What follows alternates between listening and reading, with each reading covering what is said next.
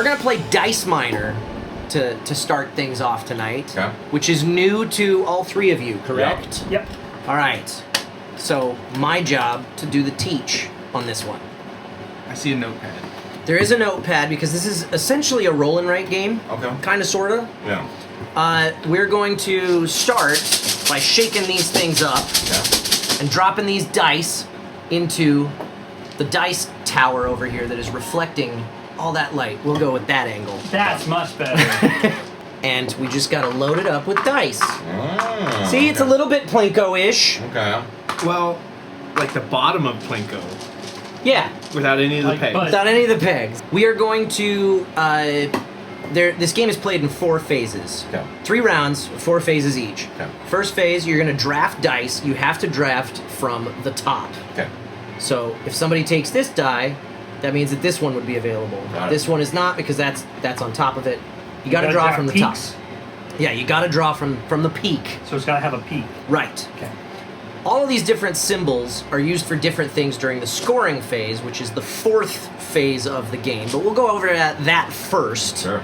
So as to best explain it to you. I don't mean to jump ahead if I am, but yeah, go ahead. Did the front facing mean anything? Yes. The face that is visible from the front is the face of that die when you draft it. So you take that face, that's it. This is a really horrible drop for a first round. Right. Which is great. Thank you. Yeah, I'm glad I did that. During scoring, numbered dice are basically only worth points as a straight. Okay. They're tunnel dice. You have to start with a 1, and then like any tunnel starts with a 1, and then you can follow that up with a 2. That can be followed with a 3, 4, or 5.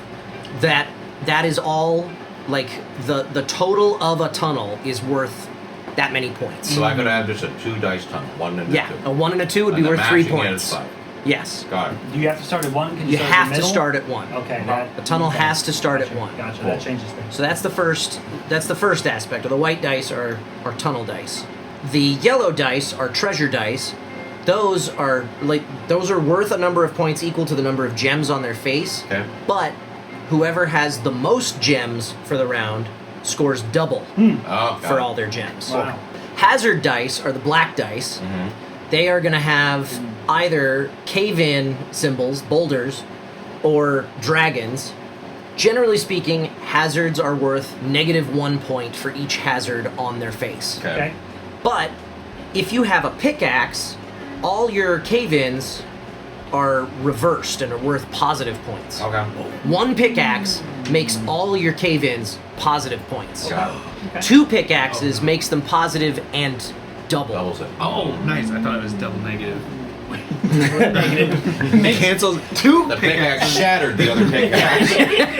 That was a terrible decision. Similarly, the dragons will be worth positive points if you have a shield. Okay. 1 shield makes all your dragons positive. Sure. Is that 4 dragons on that one? That's 4 dragons on this one, 2 dragons on this. Okay. And if you have 2 If you have 2 shields, Double? double. Okay. Double positive points. And if you don't, are they also just -1 each dragon? Yes, Okay, got it. correct. So that's scoring. That's the third of 4 phases. Okay. So first phase you draft. We'll take turns drafting dice. What do the beers do? The beers can be used during the excavation phase, the first phase, when we're drafting dice.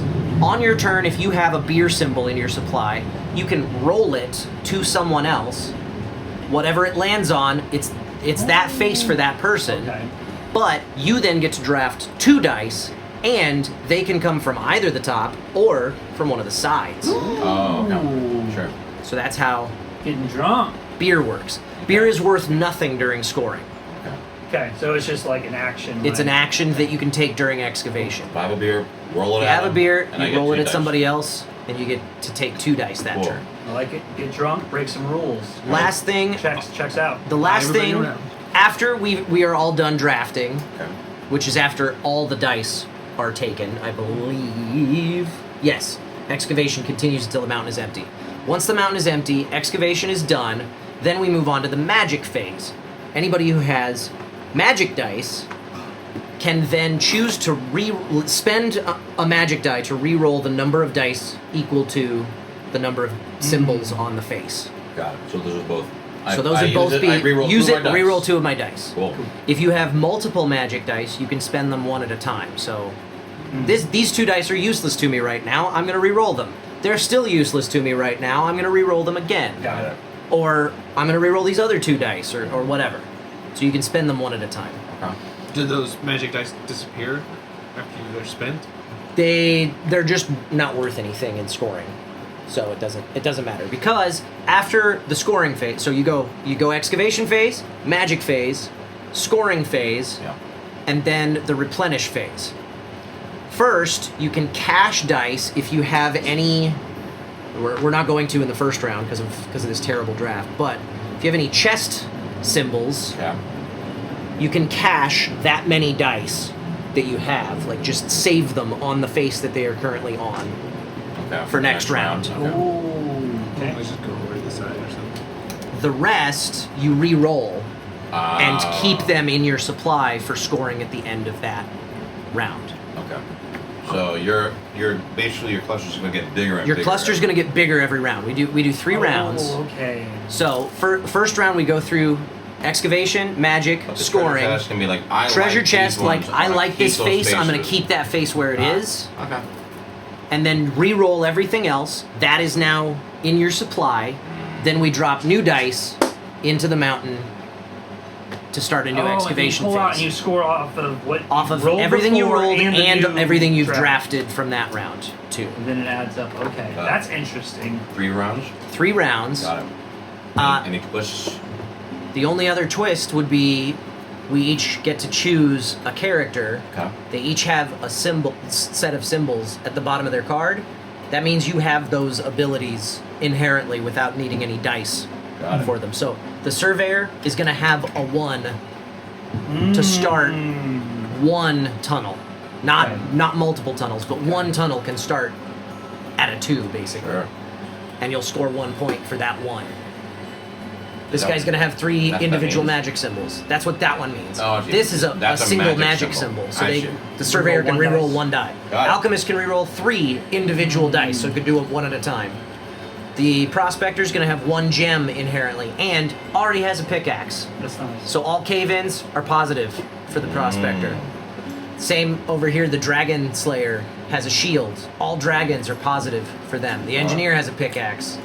He's got a 2, so that can slot in into the middle of a tunnel. Okay. The treasurer's got a couple of treasure chests Cool. And, Those are your- I like it. Got It's it. good spread. and a gem, yeah. So who those gets are to your. pick first. One clarification, real quick. So the scoring's between rounds, but it's Scoring happens- But you score then re-roll. Yes. Okay, that's what I was confused. Yeah, you about. score before you I was like, roll new dice for the next round. I heard it originally is you re-roll first and then score. And I was like, oh wait, You missed the- re-roll on magic symbols Got it. Yeah, yeah. before scoring. Cool. I'm all caught up. That's the basics of how we play. Let's play. Hey, thanks for hanging out. If you want to spend more time with us, do us a favor. Hit that like button, hit that subscribe button, and most importantly, head on over to twitch.tv/BnBTabletop and give us a follow there. We play board games live every Sunday night at 5 p.m. Pacific time on a show we call The Board and Barrel. And we like to keep things interactive. You guys can influence what happens throughout the course of a game with our Buff and Nerf house rules. You can also make predictions on how things are going to pan out, play virtual bingo for a chance to win a free board game of your own, and heckle us and stuff from the chat. Thanks again for watching, and we'll see you Sunday night.